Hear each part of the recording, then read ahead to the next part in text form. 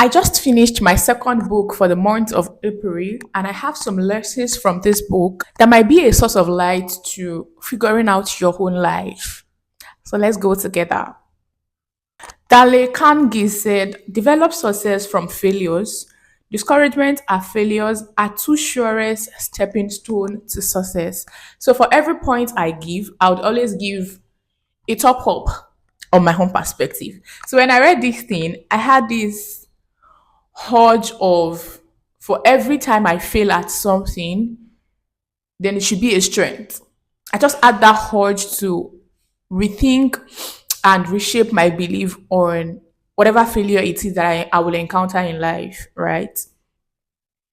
Albert Einstein said, try not to become a man of success, but rather to become a man of value. When I read this part, I remembered my friend. I had a conversation with my friend the other day when I was telling him about how I no longer want to live on one source of income. And he was telling me that instead of seeing it from a side of one source of income, how about you see it from a side of become more valuable, provide more value, and before you know it, you start getting money from being more valuable. You get more money, and now that more money, you get to put it elsewhere. And from there, you grow from being a one source of income person to multiple source of income person. Three characteristics to look out for in a mentor: they have to have time to do it, the willingness to do it, and they need to be people who are doing something you want to do. I have mentors. Not all of them are in my field, but I have mentors and they tick these characteristics for me. But I'm still looking forward to having a mentor that is particularly in my field and where I want to be, particularly the exact picture of where I want to be. I'm still looking forward to having such mentor. The secret to success is to discover your dreams, write them down, and create a plan to achieve them. Just like Jim Rohn say, and I always quote him, don't think in your head, write them down. You're welcome. So another thing is proper planning produces peak performance. When you plan well, there's a saying that goes those who fail to plan to fail. And don't be one of those. Another man that shared the story in this book talked about selling.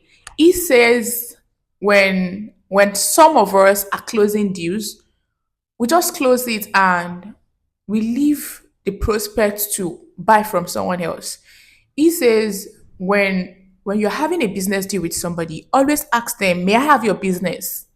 May I have your business? Let this thing digest in your mind to understand what this word means.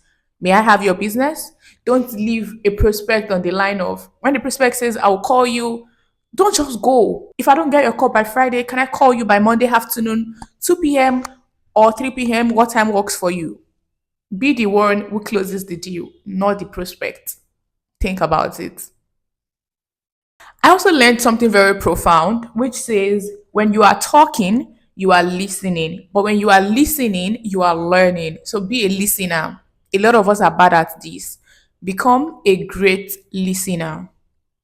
Another story that another person shared in the book was let's look for solutions rather than focusing on the problems. And this one was a man that talked about his health. He was waiting on somebody to get a transplant, and the doctor says from now to a couple of, I think, months or years' time, they cannot say when exactly, but if he doesn't get a transplant, then they cannot predict if he's going to stay or not. And this man chose not to just to wait on the transplant. He chose to be grateful for what he has around him, things that he could still control. He chose to spend his time on those things. Yeah. Another thing that I love about this book that I noted down is developing a compelling why is critical to achieving long-term success. Me, I've always known this word. I don't know where I learned it, but they would always tell us that if your why is not strong, then there is no point starting. Because for every time you feel, I don't want to continue, am I sure I can keep up? Just go back to your why. Just go back to your why. If you know why you started this journey, then you're not going to give up until you get what you want. Yeah. Success is the journey and not the destination. You will get far more out of life by not volunteering to be a victim. Whatever you focus on, expand. That is the law of attraction. And I hope a lot of us are starting to rewire our mindset. That thing you think about the most becomes what your mind, subconscious mind, and conscious mind take in as the truth. There is an acronym for growth that was given in the book. Choose happiness and new growth every day. Do something rather than do nothing. Every morning when you get out of bed, ask God, whose life am I touching today? And later in the day, when you get back, write it down. Whose life did I touch today? Write how you touched the person's life. Norman Vincent said, be committed to do what it takes to have what you want. Stephanie Convey says, start with the end in mind. Start with the bigger picture in your mind. Yes, it is rough now, but you know that there is light at the end of the tunnel. You can only connect the dots looking backward. You cannot connect the dots looking forward. And I totally agree with that. You can only look back and realize that, oh, this happened, led to this, and now this. You're welcome. And the last thing that I'll be sharing from this book that I think might be a source of light to finding your own life is be courageous. Take time to reflect. Know that there will be ups and downs. Take a look at those whom you associate. Find yourself a mentor or a coach. And that is all. So tell me the next book you want me to read, review, and I'll drop it for you. I'll see ya. Bye.